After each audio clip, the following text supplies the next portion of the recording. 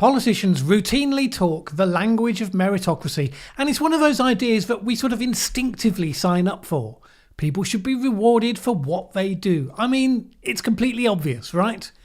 In his book, The Tyranny of Merit, Michael Sandel takes aim at that idea and says that, on the contrary, such attitudes have given us some of the big problems that we're struggling with most today.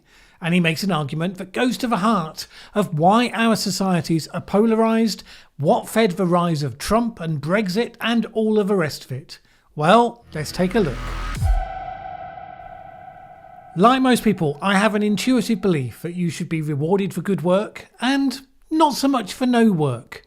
That hard work and application added to resilience in the face of setbacks, that is the best formula for success.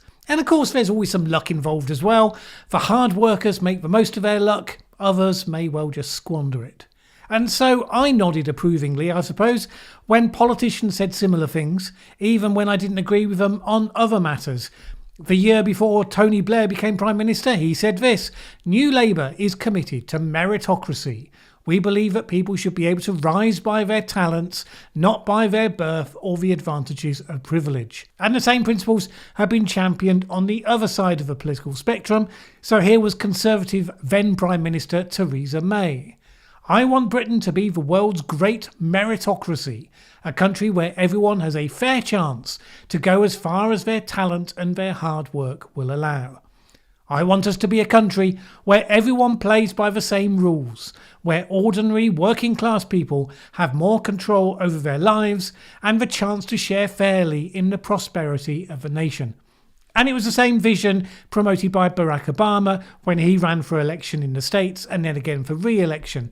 We can keep the promise of our founders, the idea that if you're willing to work hard, it doesn't matter who you are or where you come from or what you look like or where you love. You can make it here in America if you're willing to try. It felt like this was the idea that we had in common. Left-wing or right-wing politicians could have furious and energetic differences, but they did at least share a vision of that sort of broadly meritocratic system. The right emphasised more strongly the economic side in terms of generating wealth. The left cared more strongly about the people who were left behind and needed help, but the core dynamic was one of celebrating opportunity and achievement. Well, from Michael Sandel's perspective, that thinking is just part of the problem that got us to the polarised state where we are today. His proposition is best summed up with this passage from his book, The Tyranny of Merit, where he describes the nature of the meritocratic consensus. The political divide that mattered, the winners explained, was no longer left versus right, but open versus closed. In an open world, success depends on education, on equipping yourself to compete and win in a global economy. This means that national governments must ensure that everyone has an equal chance to get the education on which success depends. Education, education, and education. But he then introduces the dark side of all of this, which he then expands on through the book. But it also means that those who land on the top come to believe that they deserve their success. And if opportunities are truly equal, it means that those who are left behind deserve their fate as well. And he adds the sense of those left behind that the top look down on them with disdain.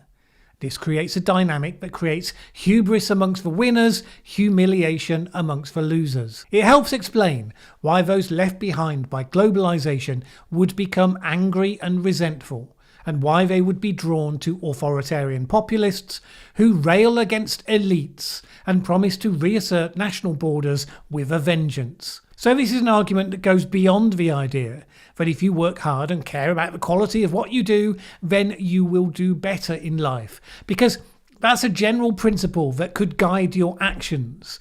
It doesn't dictate that you should succumb to hubris if you achieve success, or that you should necessarily look down on others. It's entirely possible to achieve success and feel a sense of achievement in having done so, while recognising that people helped you on the way and that the country made opportunities available and so on and so on. Such sentiments have fueled the motivations of corporate philanthropists throughout the history of capitalism. When I was at Business in the Community, the business leaders I dealt with often talked about their desire to give something back, exactly in recognition of the debt that they own to the society that helped them to get there. And that was certainly what those various politicians had in mind with their speeches. But what Sandel challenges us to do is to look towards how this works at a system level, not just at that individual level. Because we all know that there are problems with meritocracy in practice, we tend to think it's not because the principle is wrong, but because we fail to live up to it. So, elite colleges manage to find ways for the offspring of the rich and famous parents to gain entry, regardless of their academic performance. So we argue about what policies might fix our failures. Conservatives argue, for example, that affirmative action policies that consider race and ethnicity as factors in admission amount to a betrayal of merit-based admission. Liberals defend affirmative action as a way of remedying persisting unfairness and argue that a true meritocracy can be achieved only by levelling the playing field between the privileged and the disadvantaged. But for Sandel, this is all missing the point, because he believes the problem is with meritocracy itself. Meritocracy, he argues, has resulted in an obsession with, for instance, credentialism. The inequality gap between the top 10% and the rest has led people to understand that admission to the top universities is the gateway to real success. And so wealthy parents will spend many thousands of dollars getting their children prepared and so boosting their chances of getting into such places. As the income gap grows, so does the fear of falling. Seeking to avert this danger, parents became intensely involved with their children's lives, managing their time, monitoring their grades, directing their activities, curating their college qualifications. And in such a way, those that have already succeeded in the meritocracy ensure that the advantages of that success give advantages to their offspring. Children with parents without that experience, without the positive association between education and success, they have to find their own way, find their own inspiration. And, some do it. The percentages, however, are going to favour the existing elites. Sandel suggests that the surge in support for populists like Donald Trump is an angry verdict on decades of rising inequality and a version of globalisation that benefits those at the top but leaves ordinary citizens feeling disempowered. It was also a rebuke for the technocratic approach to politics that is tone deaf to the resentments of people who feel the economy and the culture have left them behind. Nobody, he suggests, displayed tone-deaf meritocratic hubris quite like Hillary Clinton, who, when reflecting on her election defeat to Donald Trump, said this: "So I won the places that are optimistic, diverse, dynamic, moving forward. By contrast, Trump drew his support from those who didn't like black people getting rights and didn't like women getting jobs. Deplorables, in other words," to echo her disastrous election campaign statement. And it's this skewed vision of what constitutes merit that Sandel places at the door of the meritocracy. Our technocratic version of meritocracy severs the link between merit and moral judgment. The common good is defined, he says, by GDP, and merit is defined as technocratic expertise. And if meritocracy is supposed to work because it means the most talented and the most deserving people get to be in charge, then he points out there's something of a problem. Over the past 4 decades, meritocratic elites have not governed very well. Compared to the previous period, which had seen substantial achievements, it has been a period of stagnant wages for most workers, inequalities not seen since the 1920s, the Iraq War, the financial crisis of 2008, decaying infrastructure, and a degradation in democracy best epitomised by routine gerrymandering of congressional districts. And the loss of jobs to technology and outsourcing has gone side by side with a sense that society accords increasingly little respect to the kind of work done by the working class, while lavishing huge rewards onto people like hedge fund managers, Wall Street bankers and the like. None of this means that people shouldn't work hard. None of it means that there's anything wrong with hiring people based on merit. We want people doing jobs who are competent to do those jobs. Sandel's critique doesn't argue that merit isn't an important part of any functioning system. Rewarding merit is part of any system that aims to promote efficiency and innovation, that renounces discrimination, and which encourages people to see that their success is kind of in their hands, that they're not just the victims of circumstance. But it's easy to say. In reality, what comes along with it are the downsides, the sense of success being solely the result of those efforts, and failures solely because of people's failings. For instance, the case made by the founder of Whole Foods, John Mackey, in the Wall Street Journal back in 2009. Many of our healthcare problems are self-inflicted. 2/3 of Americans are now overweight and 1/3 are obese. Most of the diseases that kill us and account for about 70% of all healthcare spending, heart disease, cancer, stroke, diabetes and obesity, are mostly preventable through proper diet, exercise, not smoking, minimal alcohol consumption and other healthy lifestyle choices. Many of those who suffer from ill health, he was saying, have no one to blame but themselves.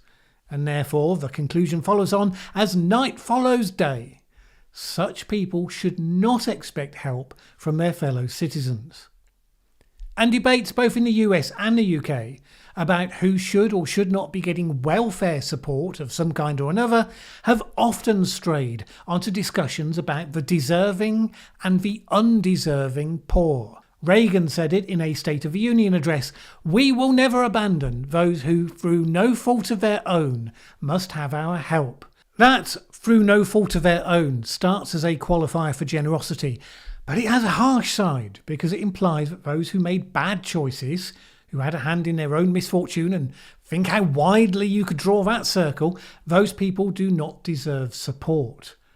And all the while the technocratic elites were globalising the economy, which meant exporting the jobs of working class people offshore, something that they had no hand in, whatever kind of choices they were making, redirecting the economy to the intellectual work and services. Who is and isn't undeserving and deserving poor is an open question. And let's be clear, worldwide we have celebrated the fact that we've seen the halving of absolute poverty, which is something to be celebrated. But it happened precisely because all those jobs were offshore. These things have trade-offs and consequences. So on the one hand, you had the rhetoric of rising up. Anyone willing to work hard should be able to rise as far as their talents and their energy will take them. Reagan, Bush, Clinton, Obama, all of these repeated that message numerous times. But if that is the message, while all the obstacles seem to be getting higher, there can come a time when people stop believing in that dream. That the language of rising up starts to become more of a taunt than a promise. Sandel suggests that it's notable that Trump did not once use the language of upward mobility. Instead, he talked bluntly about winners and losers, about elites humiliating workers, about the other countries of the world humiliating America. Hence the slogan, "Make America Great Again," was also about making those people feel in control again. Incidentally, and this is me rather than Sandel, it's worth noting how powerfully the line, "It's one rule for them and another for us," how powerfully that plays into this dynamic. All through the pandemic, you can't visit your dying grandmother, but the health secretary can play tonsil hockey with his attractive assistant. One rule for them and another for us. You can't gather in a group during the pandemic without the medical and political establishment accusing you of killing people. But if you're protesting for Black Lives Matter, then the same people will say, that's just fine. One rule for them, another for us. And don't imagine that they won't be eating without masks in fancy restaurants and all of the rest of it. Day in, day out. It's almost like those globalist elites simply can't help themselves. And that corrodes the dream eventually because it doesn't look like a meritocracy from the outside. So it's not a surprise that you get rampant credentialism. Having a good degree at an exclusive university can be seen as a prerequisite to success. Such credentials take on a heightened importance as badges signifying merit, which is why some of the top politicians, such as Biden, have been caught exaggerating their own academic credentials before now. Obama had summed it up when he preached the value of a top education. Talking to the Technology College in Brooklyn, he said this: "In the old days, if you were willing to work hard, you didn't necessarily need a great education. If you'd just gone to high school, you might get a job at a factory or in a garment district. But those days are over, and those days are not coming back." And after noting that they were all now competing with billions of people from Beijing to Bangalore to Moscow, he concluded this: "If you don't have a good education, then it is going to be hard for you to find a job that pays a living wage." But then this can be just another version of the undeserving poor argument. You can say the losers failed to learn the right skills, failed to get the right credentials needed for a rapidly changing society of the future. And then that turns into a moral judgment, passed by those who are extremely pleased with themselves that they happen to make the correct choices. Elites talk all the time about their smart policies and their smart technology, and naturally that follows into the contrast between the smart and the dumb. Surveys in the UK, the Netherlands and Belgium found that college-educated people had more bias against less educated people than they did against any other groups. A similar study in the US found the same. And the interesting and rather dispiriting finding is that that negative judgment of the less educated is one that was shared by the less educated themselves. The meritocratic view that if you'd failed to lift yourself up, then it was because of your own failings and deficiencies, they had absorbed and accepted that. In non-meritocratic societies, those in menial classes may well come to accept their lot. Well, it seems that in spite of the language of rising up, many do exactly the same in meritocracies as well. The only difference is if you were born a serf, you know it's not your fault. Whereas if that happens to you in a meritocracy, you can accept the line that it was because of something you failed to do, not just because of who you are and how you were born. This is recent. Organised labour has historically made its influence felt at the top. As recently as the early 1960s, around a quarter of US senators and House members were elected without having a college degree. That has shrunk to a tiny handful today.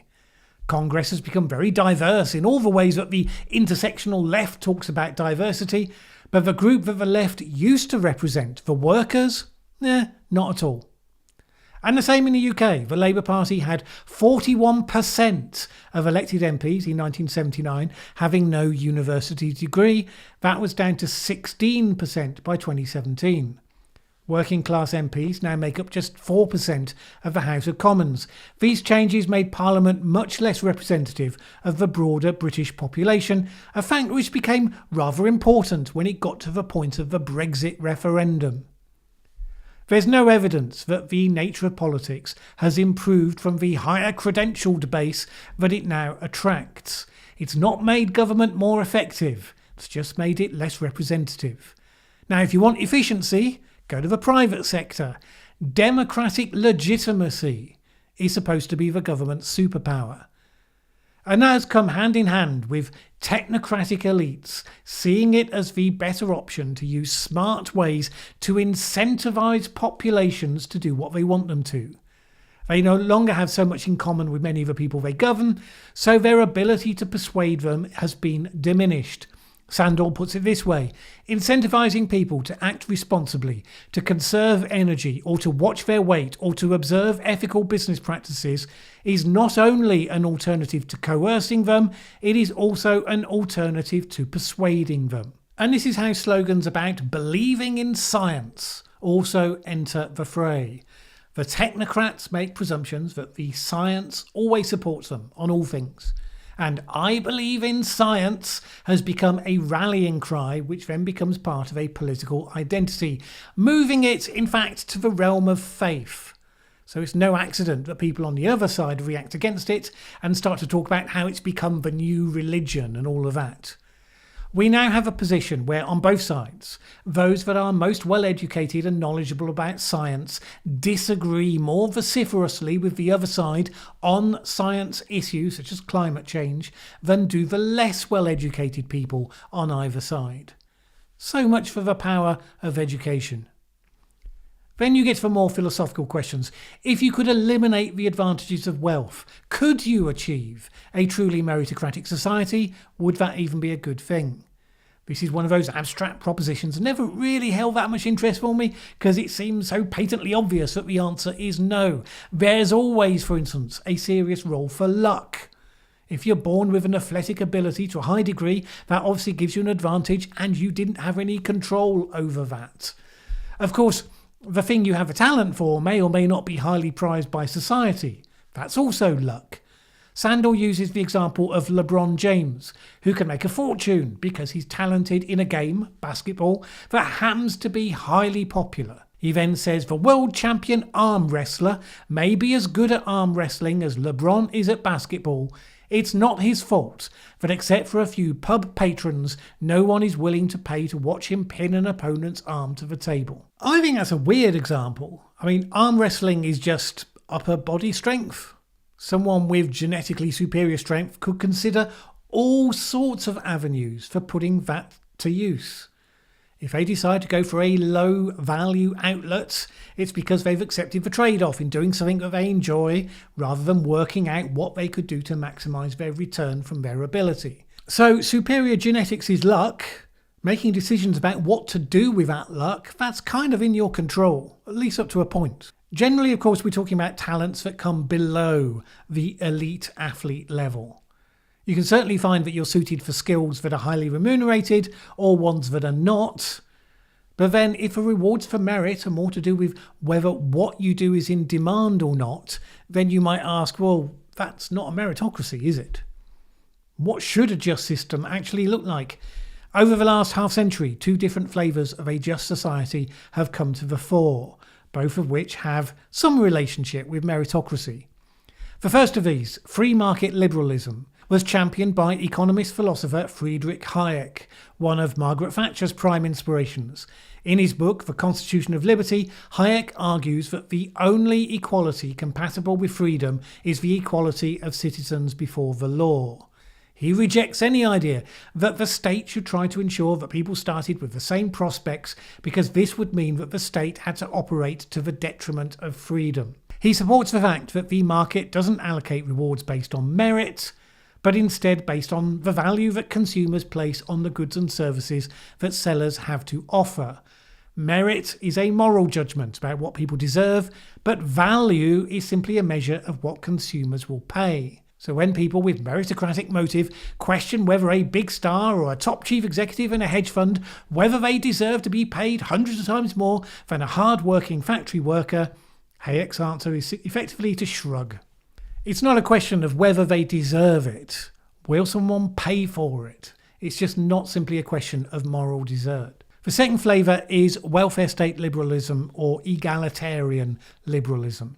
The political philosopher John Rawls champions this in his book A Theory of Justice. He argues that even a system of equal opportunities would never be just. On a completely level playing field, the most rewards would still go to people who were endowed with the greatest talents, but differences in talents are as morally arbitrary as any other differences in birth. Rawls's answer is that the winners share their winnings with those less fortunate than themselves. So don't stop the fastest runners from winning the race, but agree in advance that the winnings don't belong to them alone. In a pure meritocratic mindset, the highly successful can tell themselves that since they're wholly responsible for their success, they should not be forced to share even some of their wealth. Rawls responds that nobody is wholly responsible for their success. They're enabled by family and social circumstances and societal infrastructure. And this was a message that Barack Obama utilised in his 2012 re-election campaign when he said this: if you were successful, somebody along the line gave you some help. There was a great teacher somewhere in your life. Somebody helped to create this unbelievable American system that we have that allowed you to thrive. Somebody invested in roads and bridges. If you've got a business, you didn't build that, somebody else made that happen. Notwithstanding the fact that his opponents jumped all over the clumsiness of the last two sentences to portray him as just generally hostile to business, the sentiment was that businesses are a part of society, not apart from society. So if you look at both of those dominant, competing visions of society, neither of them takes a pure meritocratic view that people should be rewarded in exact proportion to their merit. One seeks the most efficient wealth creation for society, regardless of the merits of individual people, accepting increased inequality on the principle that it increases the wealth available to all and supports those that can find new ways to create value.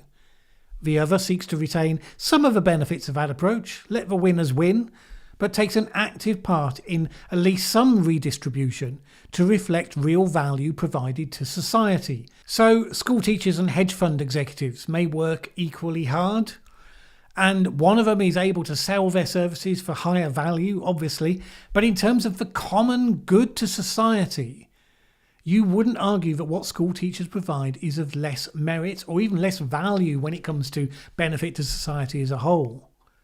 Interesting then that politicians and others who champion one or other of those two approaches nevertheless continually fall back to the language of meritocracy at key points.